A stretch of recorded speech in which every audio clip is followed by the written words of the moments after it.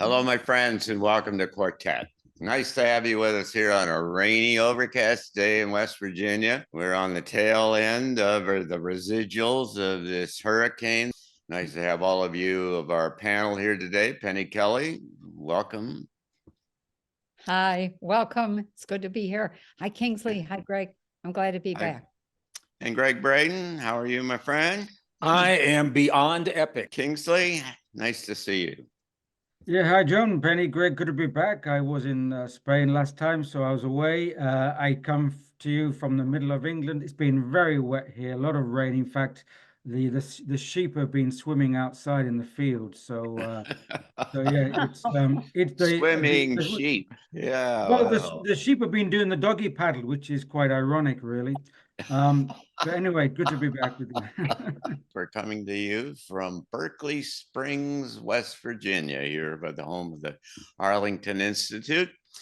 We're interested in the big change that's going on in the world today, the extraordinary kind of transition to a new world and the kind of unraveling of the old world, which we'll talk about a little bit today. But let's go around the table first and say what's on your mind. Let's start with Kingsley. What you thinking about, my friend? Well, John, I mean, as we know, things are happening at such a rapid pace right now. In fact, I think we have to start dating all our conversations, because the next day we've got another kind of advancement or a change. So as we're talking now on October the 2nd, we've obviously seen a lot just kicking off in the Middle East, just happening really in the last 36 hours. But of course, the more that I'm seeing this and witnessing this, I find it much more difficult to connect with it in a physical form, because we know that behind the geophysical events, the physical events of the world, there's other things happening, which we talk about a lot in Quartet, and I say I'm finding more difficult to engage with the physical events, because what I'm seeing more and more is that behind this, obviously, I think we're in a spiritual contestation. I mean, some people call it a spiritual war. I don't like to use the term war, but I think we're in a spiritual process. And I think all that we're seeing in the physical events are connecting back to something on this larger spirit inner plane. Because what we're seeing is totally anti-human. It's anti-human, and what I see is that all these events are pushing us towards further secularism. And I think also they're pushing humanity towards a further cutting off from our contact with the sacred, because these events are anti-sacred as well. So more and more, what I've been thinking about in the past few weeks especially, is that it's increasingly important to maintain that contact with the inner sense, the however you want to frame it, with the source, with our sacredness, because the more we get pulled into these events, I just feel this taste of kind of anti-human, anti-divine, anti-sacred. So whatever we see on the physical domain, I have to balance it with this sacred side to make it, to engage with it, John. Yeah, I would agree with you completely, Kingsley. I mean, this is a multidimensional thing that's going on at the same time. Gregg, what do you? I'm going to follow on with what Kingsley just said. We have to keep in mind is the context under which every event that we're seeing playing out is unfolding, and the deepest sense of that battle is the fundamental battle between good and evil. It's more than a metaphor.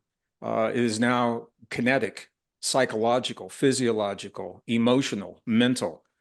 And what's really on my mind, of course, the escalation of the conflict in the Middle East, obviously is something they want, because if they didn't, they could stop it in a heartbeat. I've learned when I see that happening to take a look around, see what else is going on, because everybody's focused over there. And for me, that something else was it was the UN Summit of the Future is the title that it was called. I wanted to read this here. This Summit of the Future happened last week. You didn't see much about it on the media. It is frightening. what happened. There were 56 pledges covering 5 general themes that were made by the nations and agreed to by the nations of the world, including the United States. They are doubling down on those 17 sustainable development goals. And that's very concerning to me because they want those goals met by 2030. The only way to do that is to initiate a level of social engineering that remakes this planet in a way that is not good for anyone. It is anti-human, as you're saying, Kingsley.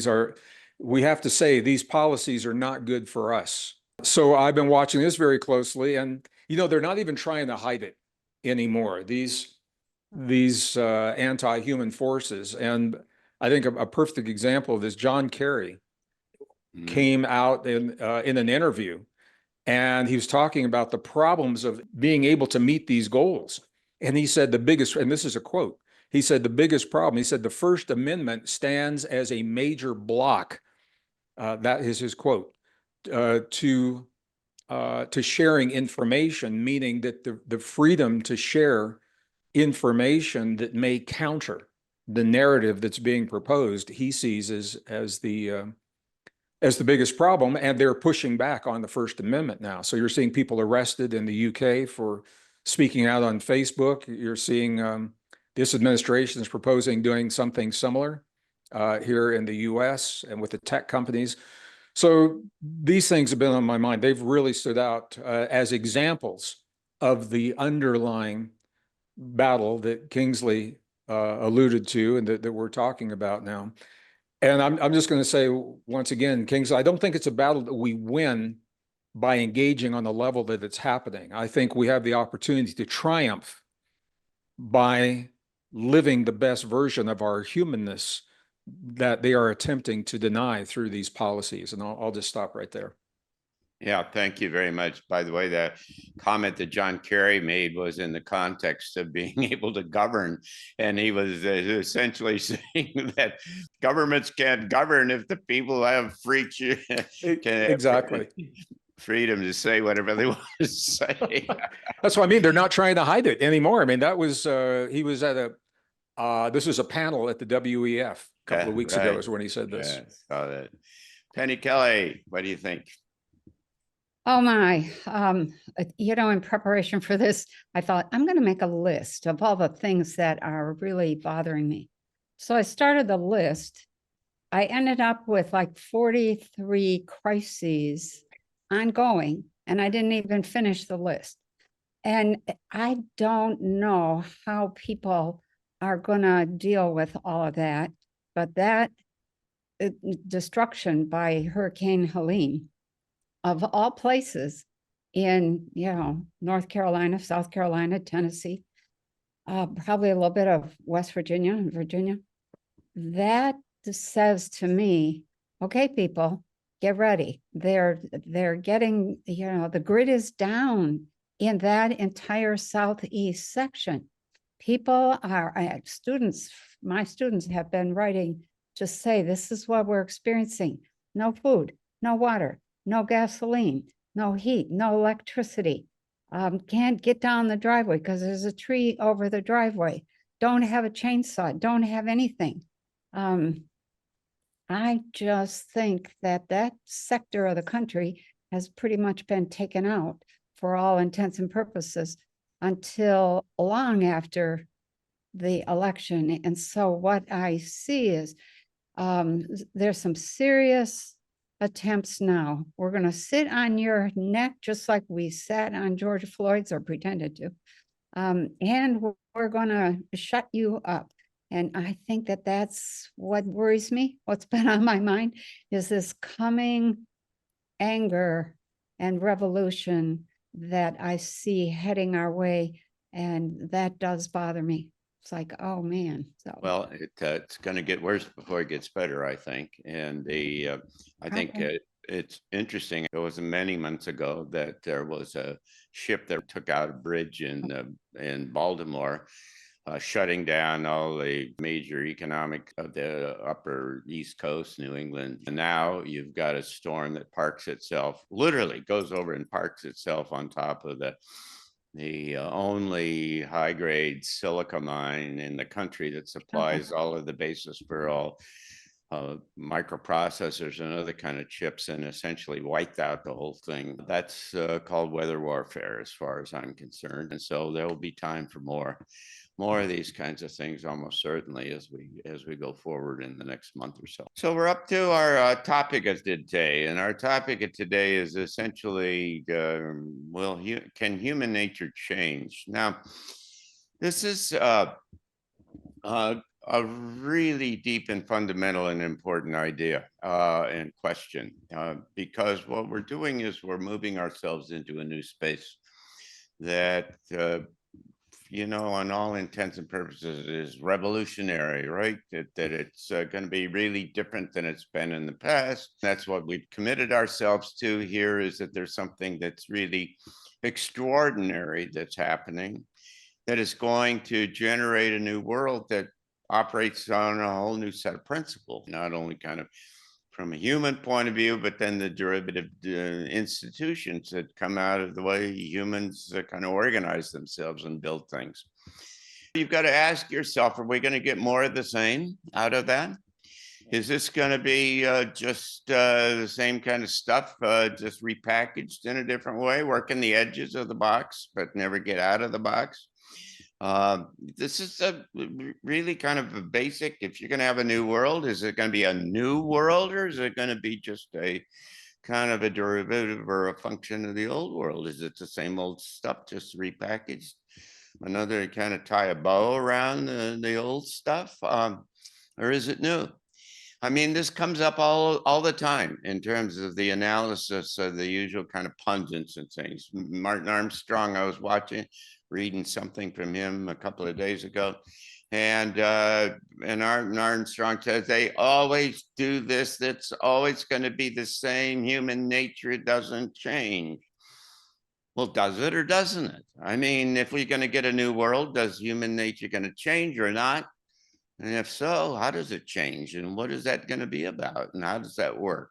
So, Gregg, maybe we can start with you. What do you think?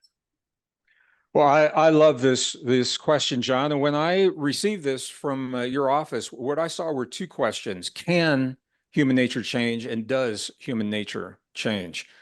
And I think the first thing that came to me was, why would we want it to? And I'm going to explain a little bit about what I mean by that. Because what the science is telling us is that we are essentially a species, a benevolent species of goodness, that is our nature. I wouldn't want to change that. When we are faced with conditions, very specific kinds of conditions, we have the consciousness that we can override our truest nature to meet the needs. And that's where you see the violence. But it's not really our truest nature. So I began as a scientist. I went to the scientific literature, and I wanted to share, there was a study that was published in the journal Science Advances. This particular study, I think, was in 2016, is August of 2016, if anyone wants to check it out. They did a global study, and what they found is that 90% of the humans, at least the humans that were studied, will fit into one or some combination of 4 personality types. This is our basic nature. Optimism, pessimism, trusting, and envy. And what's interesting, 20% typically of us are optimistic, 20% of us are pessimistic, 20% of us are trusting, 30% of us are envious. This was the most common personality type, and 10% could not be classified. So this is what the science was showing about the way we're responding to the world today. But what previous studies have shown is that we are essentially a species of goodness who will betray our truest nature of goodness under one or some combination of 3 conditions. When we feel personally threatened, we will lash out in violence as an instinct to preserve ourselves. When we feel that our family is threatened, we will do the same. Or when we feel that our way of life is threatened.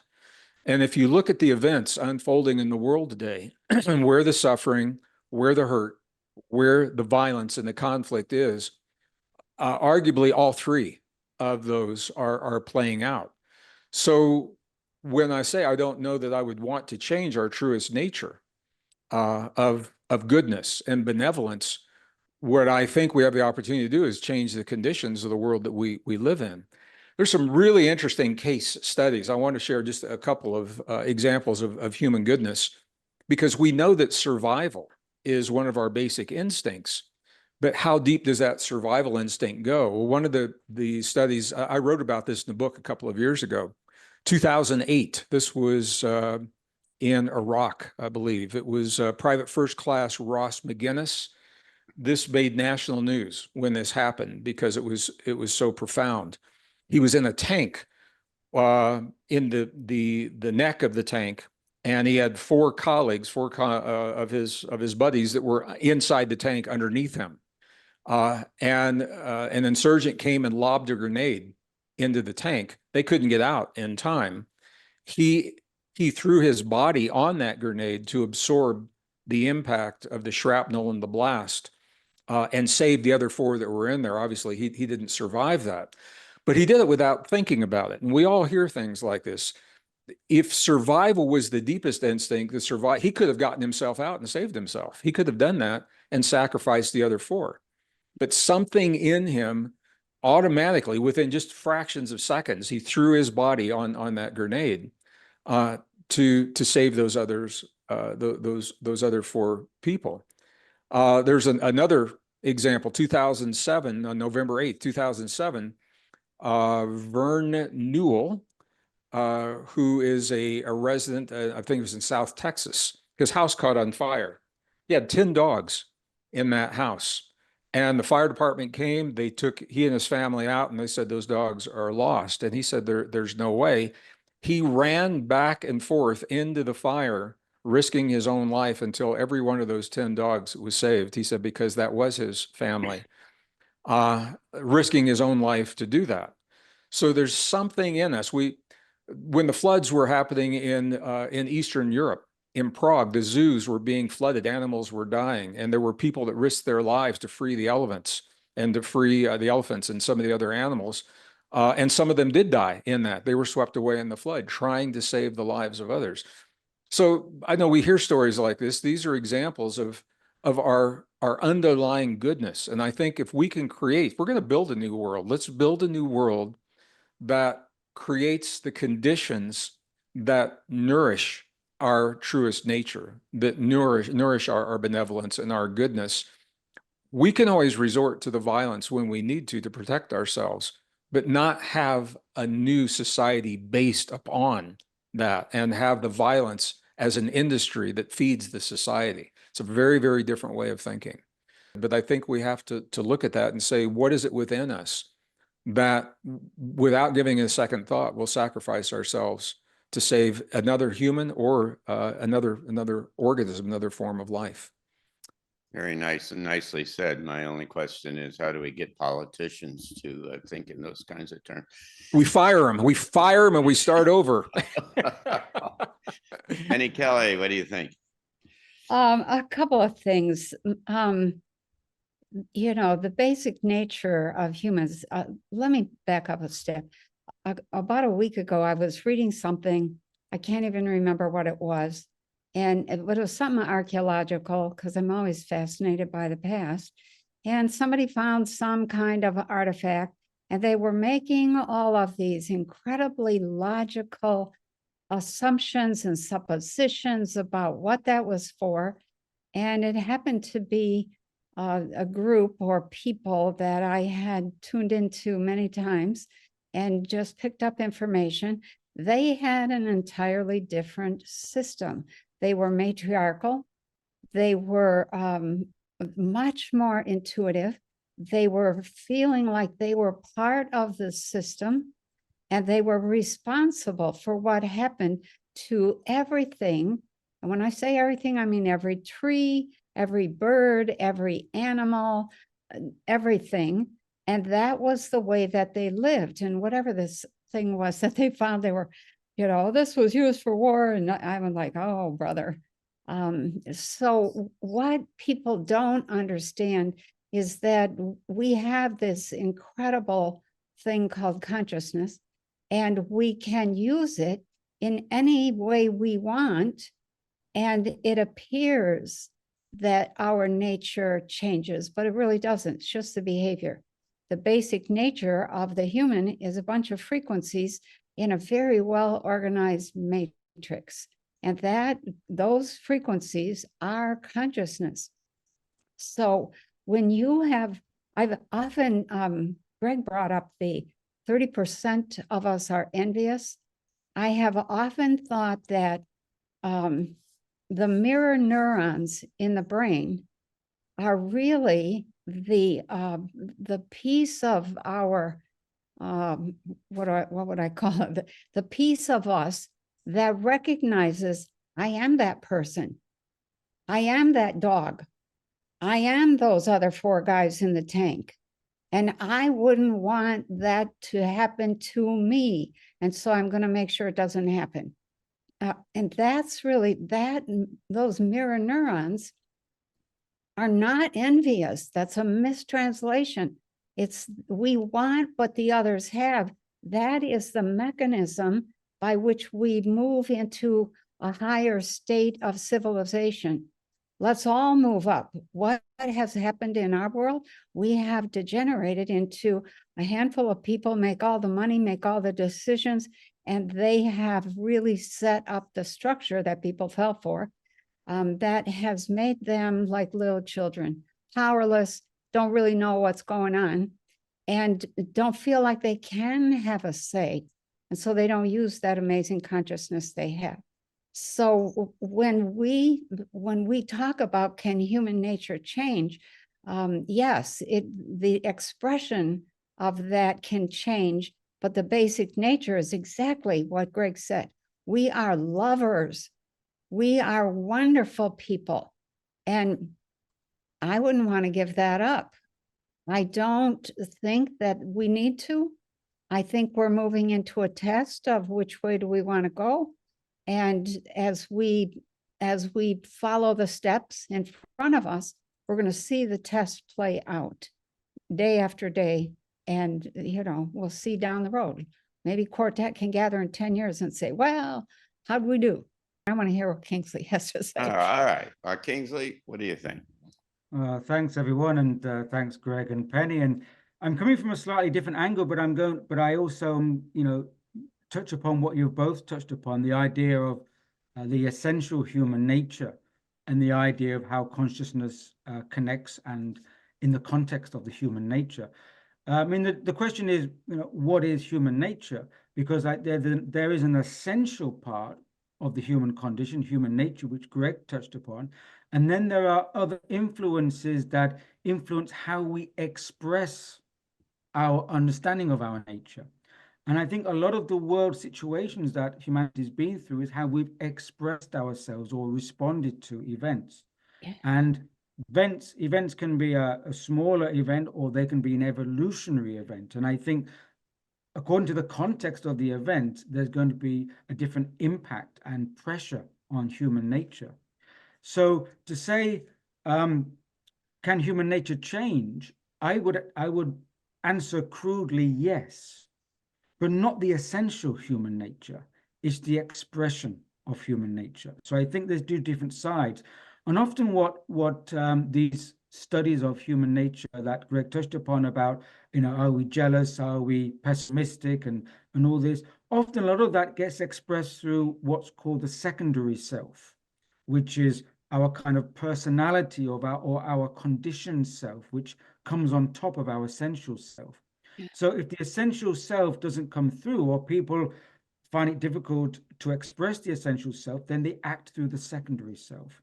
And this is a thing I think that we're also discussing, because the secondary self is something which has been targeted by our social and cultural conditioning to a large degree. So a lot of the way that we act is through the secondary self, because the essential self can't really often get through in our daily life because it's been pushed down by these social cultural conditioning and programming, really is programming. So, and often I think we're also being programmed not to change. There's all these phrases like the leopard doesn't change its spots, and like people don't like to change because it's uncomfortable. I think there's a lot of programming for people not to change, because then we are predictable, we are certain, and it's easier to socially manage us and to actually predict how we're going to respond to events. Because all these events that's happening around the world have been kind of like test run on their computers, or they've test run in certain simulations or projects, and so they're predicting humanity to act and respond in a certain way through the secondary self. And I also have a kind of analogy which I call the acorn and the caterpillar. And we know that an acorn, if you plant an acorn, everything that in the future of that acorn is already information is in the acorn that comes into the tree. And you can give it rain, you can give it thunder, you can give it sun. All those conditions will be variable, but the acorn will grow into a small sapling, grow into a small tree, and eventually it will grow into a tree.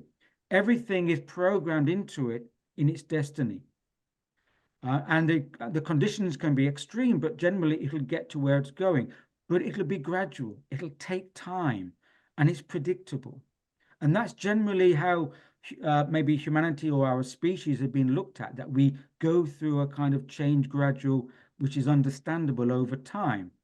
And then the caterpillar is a different type of change. The caterpillar, again, has all the information inside of it of where it's going to go, but it doesn't realize there's going to be a moment whereby its life is going to stop suddenly, and it'll go into a cocoon, and these imaginal cells will develop in the caterpillar, and it'll have a transformation into the butterfly.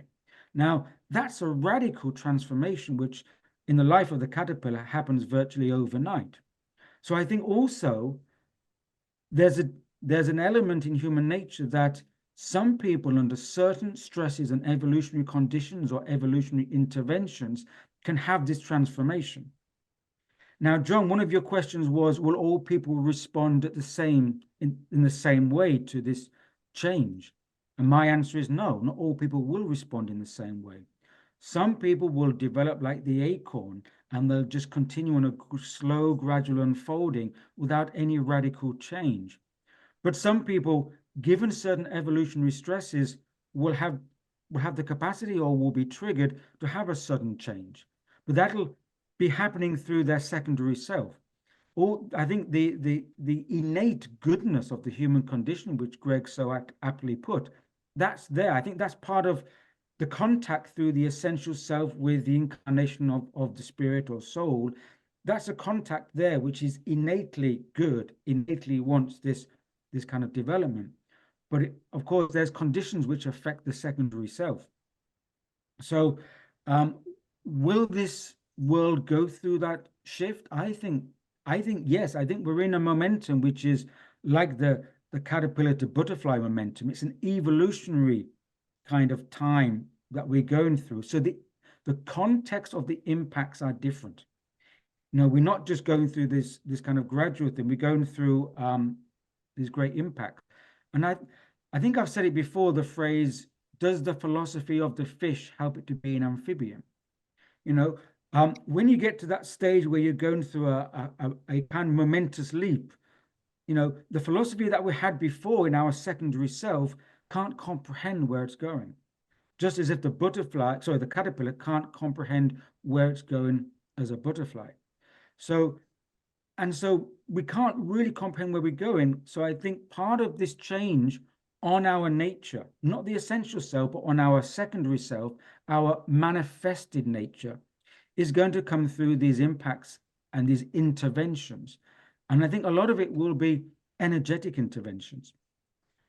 We've talked about, some scientists have talked about the bioplasma of the body. I'm not a scientist, but my intuition tells me that the structural biological evolution of the body is not going to go any further. We're not going to grow another arm or another leg or another appendage. Physically, I think we're pretty good as we are. Even if we don't appreciate it and abuse our bodies, we're pretty good. So where can we go from here in terms of evolution? Well, we're going to have to go through the subtle energies, which are going to be maybe plasma energies, but I think psychic and consciousness energies, which Penny touched upon. So I think that actually we are going to change our nature or expression of nature, but it has to be a revolution, not in a revolution of hardware, but a revolution, a psychical revolution. And perhaps this has to come through incoming energies, because obviously, you know, our mind, our neurons, our body, our nervous system is electrical, bioplasma electrical. So it's going to respond and change from certain energetic vibrational resonances coming in. So I think, yes, we're going to have a change in human nature. Our essential goodness and our essential kind of core spirit is going to stay the same. But the way we manifest as humans, I think we're going to go through a psychical revolution based on recalibration to a different energy resonance on this planet in some way or form. Not everyone will go through that. Some will be acorns, some will be caterpillar butterflies, but that's my sense, John. Very nicely put. You raised some interesting kind of questions. And, you know, from a personal point of view, I look at this thing and say that I am not the same as what I used to be. You know, at one time I was a military officer and I saw the world through that lens and through that grid.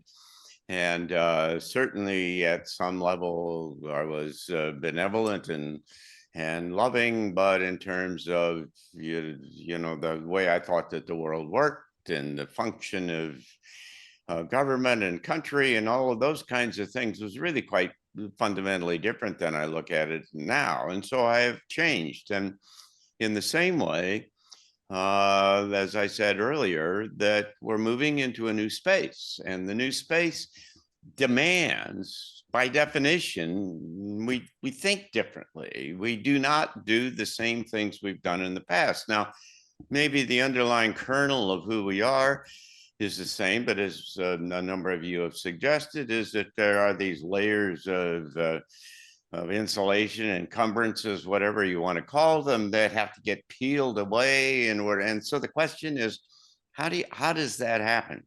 How in the world do you get to be somebody new that sees the world, and, you know, keeping in mind that there's been a very systematic attempt over decades, if not centuries, to control and to build an environment to where we behave the same way we behaved before, and that we don't rise to the occasion of who we are. I'm remembering this notion of spiral dynamics, which some of you will recognize. This notion that this through evolutionary spiral that you work your way up through, and at the different levels of the spiral, you see yourself and you see the world in quite a different way. I certainly see the world in a whole different way than I did before.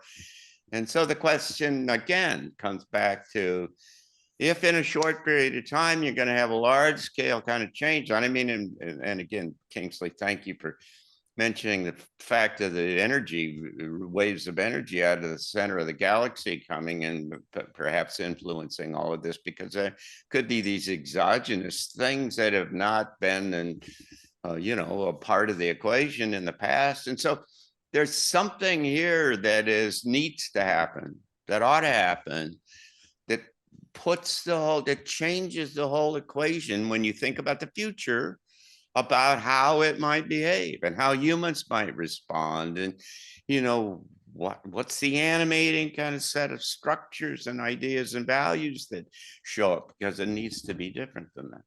Well, John, that's a different question. You just ask a new question, and the answer, I'm going to go back to Kingsley, and I think it's the right question.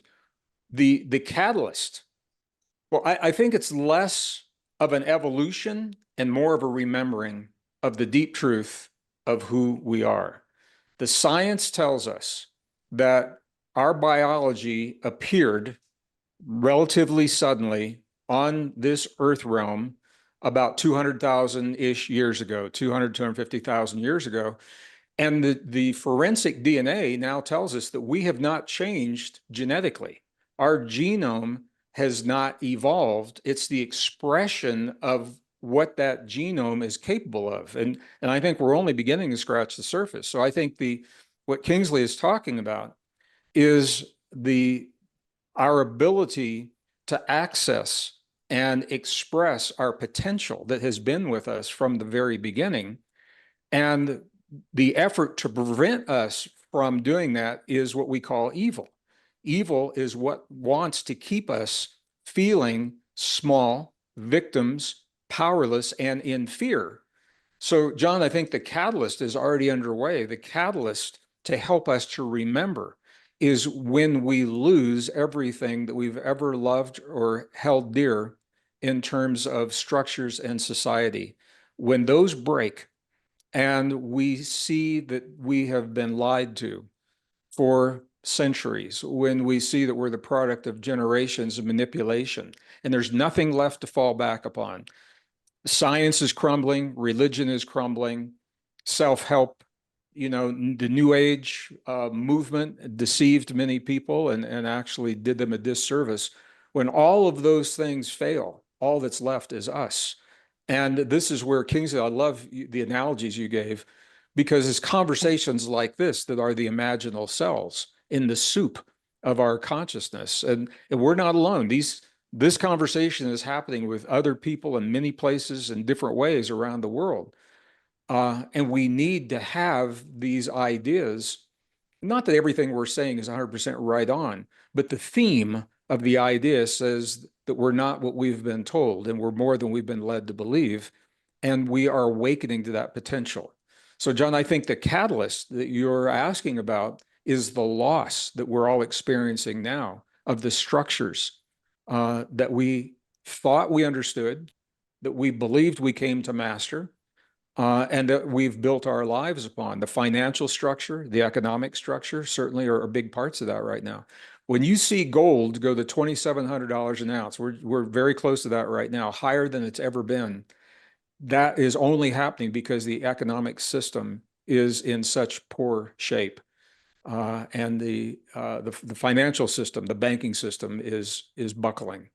So when those structures fall, people need something to fall back upon.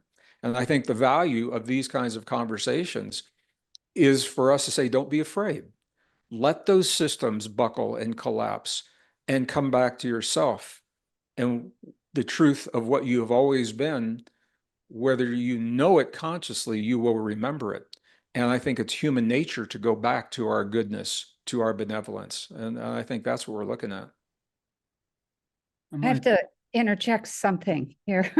When we started the conversation, Gregg and I were really talking about the individual.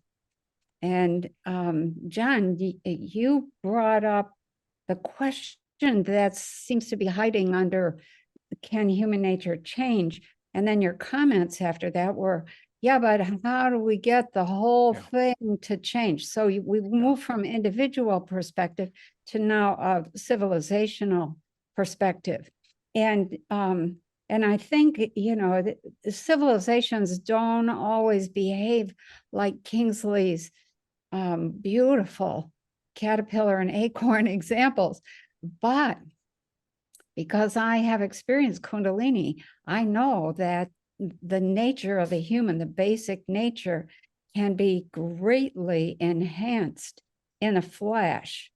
And so if we're talking about moving that awakening moment into the present so we can make a new world for the entire civilization, and we take into account the fact that we learn best by copying, and we have these mirror neurons, and we have these, all kinds of I want some of that for me, then what do we really need? We need leadership that exemplifies that kind of spiritual, all the stuff Kingsley has brought up, all the stuff Gregg has brought up, people that lead with that kind of base set of assumptions and behaviors that match it, And I'm going to say everything is coherent in that leader. And we, instead of looking at the George Bushes of the world and saying, well, if he can get away with that, so can I, we would say, wow, I want to be like that. Or it's a higher bird call. And we really need that. And we don't have that right now. But if the system breaks, and like you said, John, that becomes the catalyst. Or maybe Gregg said that the catalyst is the breakdown. Then we're absolutely going to be in need of leaders who exemplify the kind of human nature that has become Kingsley's butterfly. You know, Penny, we can look to the future.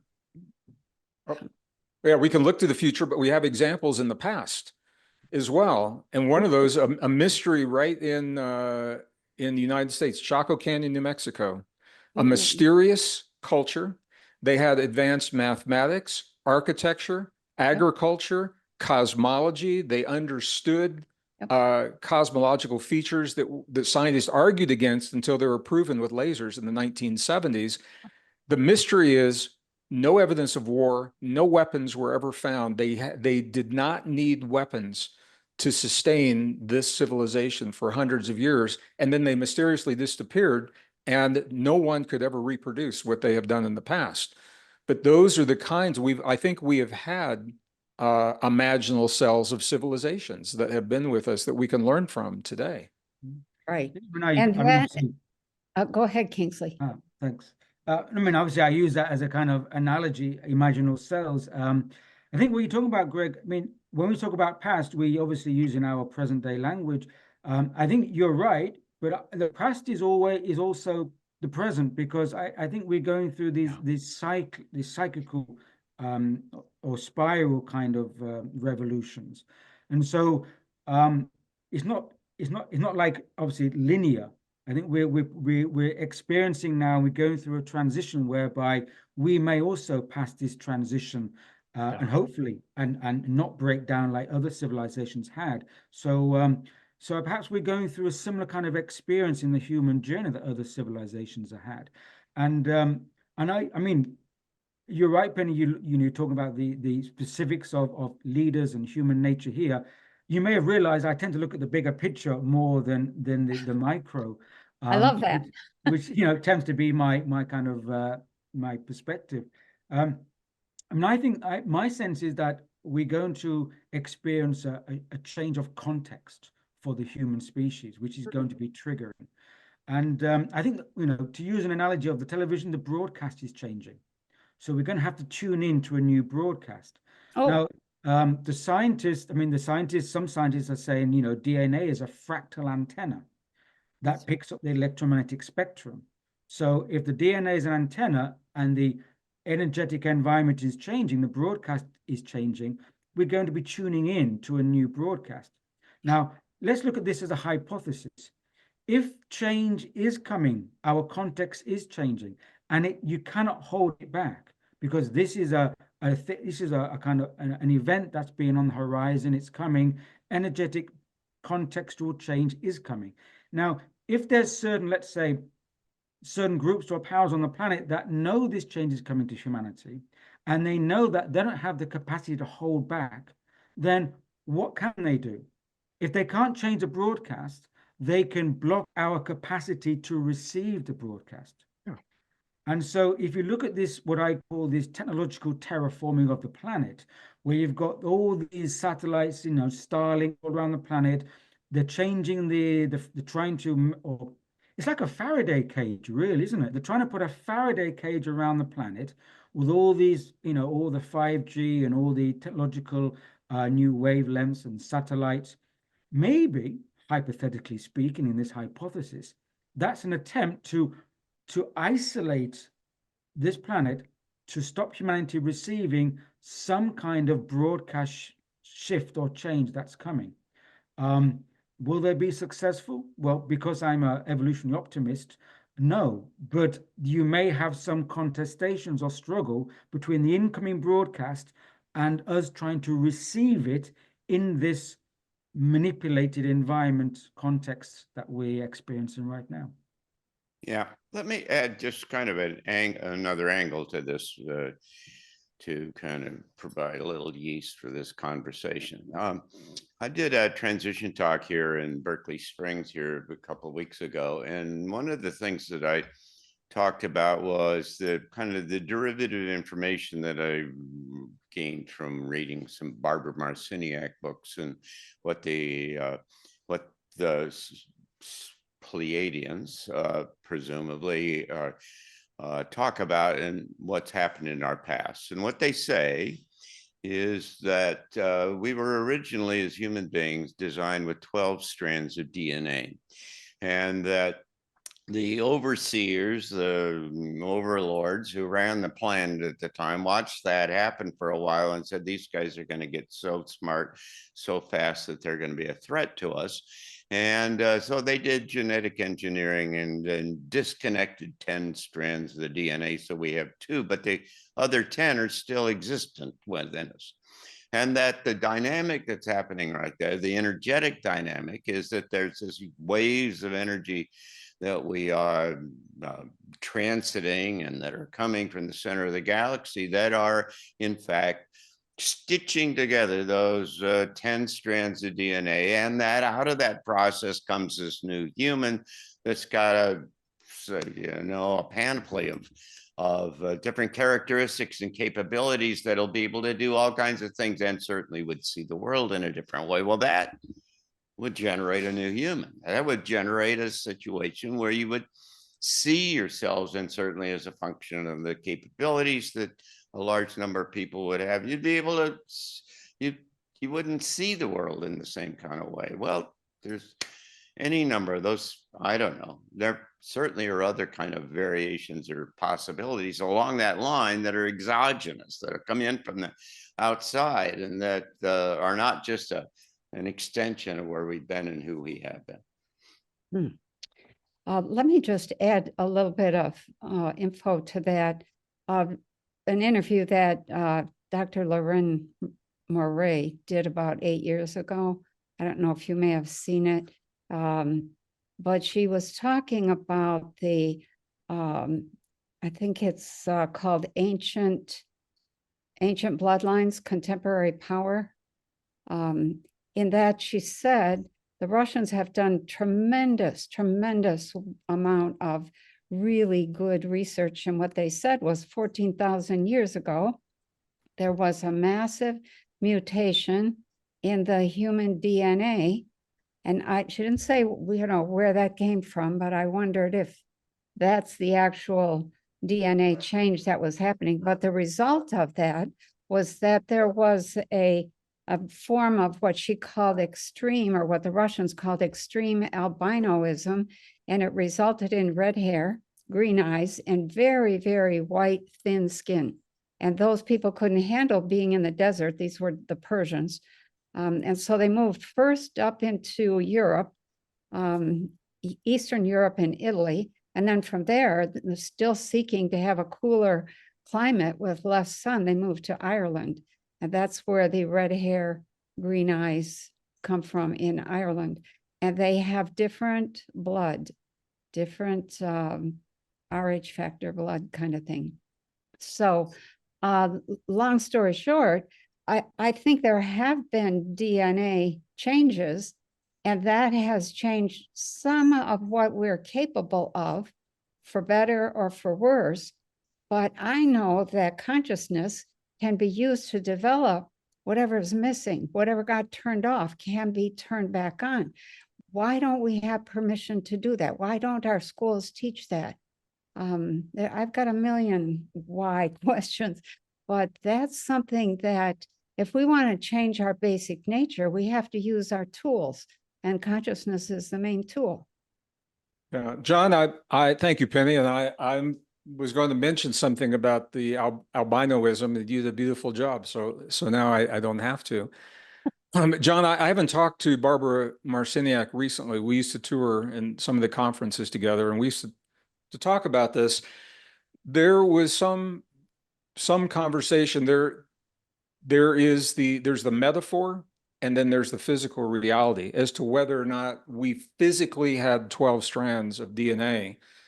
Scientifically, there really isn't much evidence to support that. However, there's a lot of evidence to support that we have genetic potentials that are unrealized. And that's the metaphor that we have, if you want to call it etheric DNA, or if you want to call it, well, there are other names for it. However, within the last 2 years, there have been rare cases of individuals that have been documented now with tertiary DNA. The environmental changes have triggered them to have, and one are with 4 strands of DNA. And however, the bad news is it is generally linked to life-threatening conditions, and they don't survive very long. Cancers is where they found these. So I think there's a lot of evidence to suggest that we have a genetic potential that is far from being realized. And I think that is what the greater strands, when I talked to Barbara about this, she said that was a possibility, that this was back in the late 1980s, early 90s. So I don't know where she is on that right now. But this all goes back to what Kingsley is saying, that the veiling of our access to the field that holds our potential. That information doesn't live in our bodies. Our bodies are the biological conduit, the fractal antenna that Kingsley was referring to. Our bodies tune us to the place in the field where our imagination, our creativity, our innovation, our ability to forgive and love without fear, all of those things are called divine potentials, not from a religious perspective, but divinity literally defined as the ability to transcend perceived limitations. So our ability to be the best version of ourselves lies in our ability to link to the field. And anything that veils that is biological evil. That is why the transhuman movement is so threatening, is it replaces our antenna. We can't communicate with our divinity. That's evil.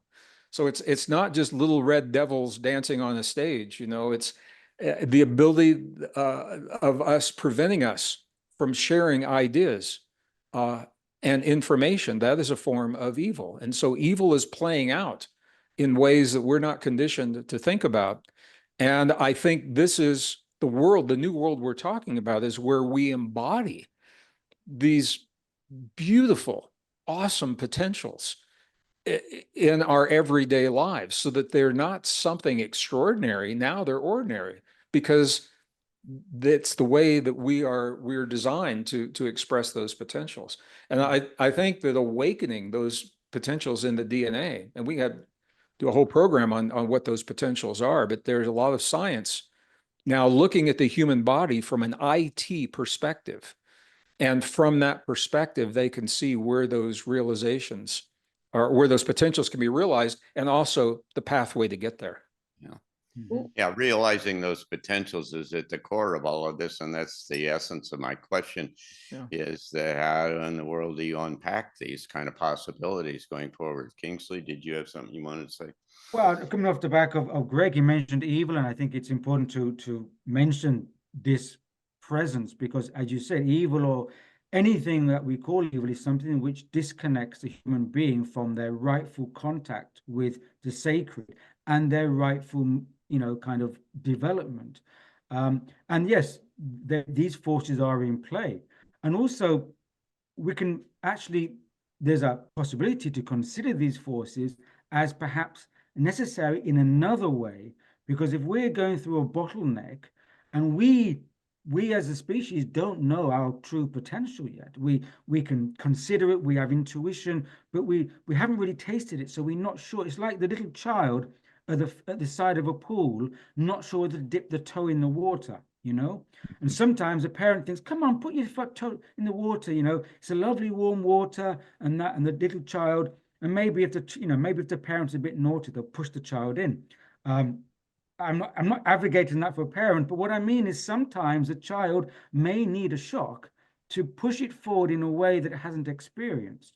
So perhaps if we are in a bottleneck right now, we need to be pushed through these forces, which maybe they are considering themselves as evil by stopping us, part of what may be happening is that they're actually triggering us into this activation by getting through the bottleneck. So I always think that it's like the Trojan horse thing, that there's something else inside something which may work in a different way.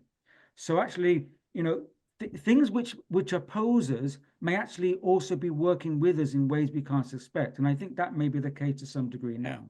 Absolutely, no question. There's also, by the way, Greg, I just came from an event down at the Walter Russell Museum here in Waynesboro, Virginia, and Robert Edward Grant was there, and I spent some time with him, and he's come to the same conclusion that there's 12, and he obviously comes from his point of view with mathematics and structures and Platonic solids and all those kinds of things, that there's 12 strands of DNA, and that that's part of the awakening of the human. I've just been reading this book about Yuga shift, which is a relatively new book, which is really quite fascinating, because what it says is that next year we come out of the Kali Yuga and begin into the transition into the next one. And at the end of each one of these big events, or these big periods of time, there is a big catastrophic event of one sort or another, always has been in the past at least. And sometimes it's physical. I don't know, what it might be this time, but there seems to be some, that you could add into the mix here, along with everything else we've talked about, is the possibility of a major kind of cosmic, perhaps, kind of event that would certainly be galvanized. It'd get all your attention, and you'd kind of come out of the back end of that one and say, no, we're not going to do that one again, and so on. So that's all things that we can all think about as we go forward. For those of you, our listeners and our viewers, we very much appreciate you being with us. The Quartet comes to you from the Arlington Institute, our little think tank that I started some 35 years ago, which is now located in Berkeley Springs, West Virginia, our small little resort town down the road from Washington and Baltimore. And we hold forth here with a variety of programs. You can find out all about it at arlingtoninstitute.org. One of our premier programs is called Transition Talks. And each month we feature a speaker, people like Gregg, Braden, and Penny Kelly, and any number of others. You can find out all about that at transitiontalks.org here in Berkeley Springs, and we stream it all over the world as well. So thank you very much, and thank you, Penny and Kingsley and Gregg. Appreciate it. Nice to have you all. Thank you to everyone up there. Yeah. Thank you all so much. I love you all. Kingsley, Yeah. Penny, John, we'll see you in 2 weeks. Okay. Will do. Yeah. Have a quiet 2 weeks. Good luck with that.